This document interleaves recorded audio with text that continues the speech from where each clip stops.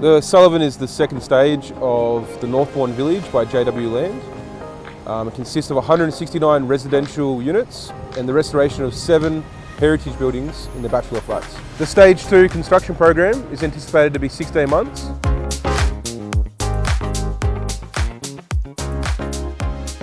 Currently we've just completed the first drop of our basement. Total excavation is 27,000 cubic metres and the area is 2,800. We are also undertaking a large portion of estate readiness works, which allows for Stage 3 to be built and also the rediversion of floodwater and stormwater into the Sullivan's Creek.